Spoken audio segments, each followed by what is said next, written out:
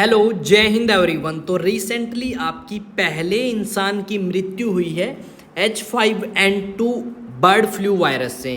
तो जानेंगे ये चिंता का विषय क्यों है और आपके जो एक्सपर्ट हैं उनकी क्या राय है और उन्होंने क्यों चिंता जाहिर करी है, और भारत के लिए ये किस तरीके से आप समझ सकते हो परेशानी का सामना बन सकता है। सारी की सारी चीज़ें यहाँ पे डिस्कस करेंगे और ये जो चीज़ें हैं ये भी हम अच्छे से समझेंगे कि क्या मैटर है। अगर आप देखोगे न्यूज़ आर्टिकल इंडियन एक्सप्रेस का है जहाँ पे लिखा गया है first human death from H5N2 bird flu, और एक्सपर्ट्स ने इसके ऊपर क्यों चिंता जताई है। अगर हम यहाँ पे बात करें तो आपका 24 अप्रैल को जिस आदमी की मृत्यु हुई है मैक्सिको के अंदर, वहाँ पे ये देखने को मिला है कि उस आदमी का कोई भी रिलेशन नहीं है पोल्ट्री फार्म से या किसी अदर एनिमल से, यानी वो वहाँ पे नहीं गया और उसके बावजूद ये वायरस आपका जानवरों से या बर्ड से उस तक कैसे पहुंचा। ये सारी की सारी जो चीज़ें हैं ये हमारे लिए एक चिंता का विषय खड़ा करती हैं कि अगर वो आदमी गया ही नहीं तो ये वायरस यहाँ तक कैसे पहुंचा।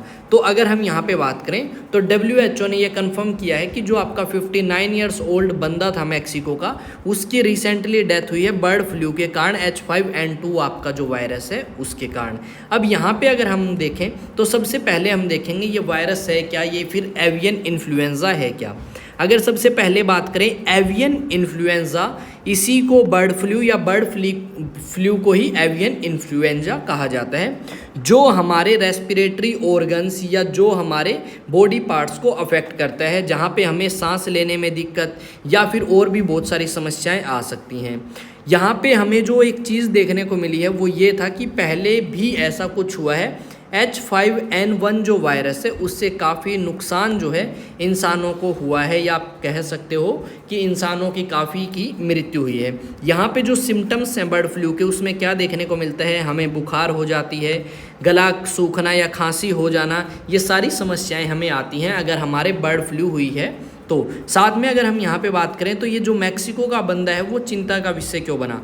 देखो ये जो आपका वायरस है बर्ड फ्लू, ये हमें ज़्यादातर देखने को मिलता है जानवरों के अंदर या फिर पक्षियों के अंदर, और पहली बार हमने ये देखा है कि ये जो आपका वायरस है ये जानवरों से इंसानों के अंदर पहुंच चुका है, जबकि उस इंसान का कोई रिलेशन था भी नहीं वहाँ से, और ऐसी चीज़ें जो हैं हमारी मौत का विषय भी बन सकती हैं।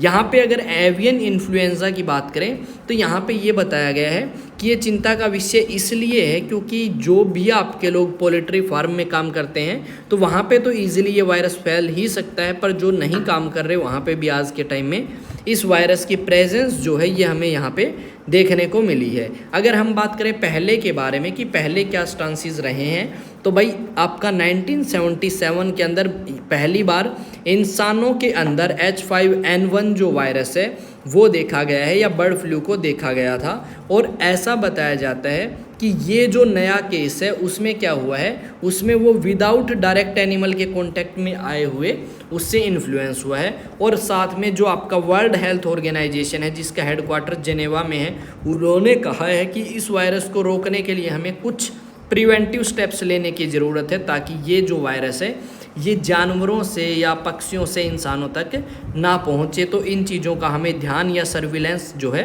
वो रखनी पड़ेगी, इन्होंने ये चिंता जताई है। साथ में इन्होंने कहा है कि जो मैक्सिको है वो हमारे लिए एक रिमाइंडर भी बनता है कि अगर ऐसा ही कुछ चलता रहा तो आने वाले टाइम में हेल्थ इमरजेंसी दोबारा भी डिक्लेयर करनी पड़ सकती है, जहाँ पे कोई भी व्यक्ति जो है वो इन वायरस से अफेक्ट हो सकता है। यहाँ पे अगर मैं एक चीज़ और आपके साथ शेयर करना चाहूँ तो उसको शेयर करने के लिए मुझे एक मिनट का टाइम चाहिए। ये हम आ चुके हैं। जितने भी स्टूडेंट GS फाउंडेशन के लिए प्रिपेयर करना चाहते हैं वो IS स्टडी सेंटर के बैचेस ज्वाइन कर सकते हैं। एड्रेस आपका यहाँ पे दिया गया है और कॉन्टैक्ट नंबर भी। NDA 2025 के बैच के लिए 20 सीट्स आपकी बिना फीस हैं, जहाँ पे आपको सिर्फ और सिर्फ रजिस्ट्रेशन फ़ीस पे करनी पड़ेगी।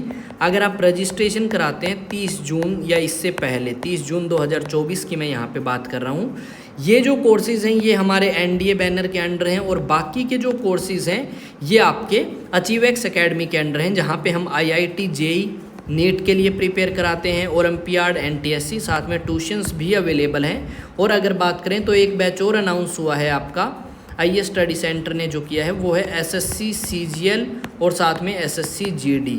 जिसके बैच आपके स्टार्ट होंगे कब से, 20 जून से आपके बैच स्टार्ट होंगे।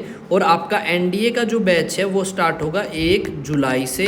तो इसमें आप रजिस्ट्रेशन करा सकते हैं और 1 जुलाई से अपनी क्लासेस को ज्वाइन कर सकते हैं। साथ में इन चीज़ों का भी ध्यान रखें, और अगर चीज़ें अच्छी लग रही हैं, समझ आ रही हैं, तो मुझे कमेंट करके ज़रूर बताएं। चैनल आपका अपना है, इसे सब्सक्राइब करें और शेयर करें अपने दोस्तों के साथ। मिलेंगे नेक्स्ट वीडियो में। जय हिंद, जय भारत।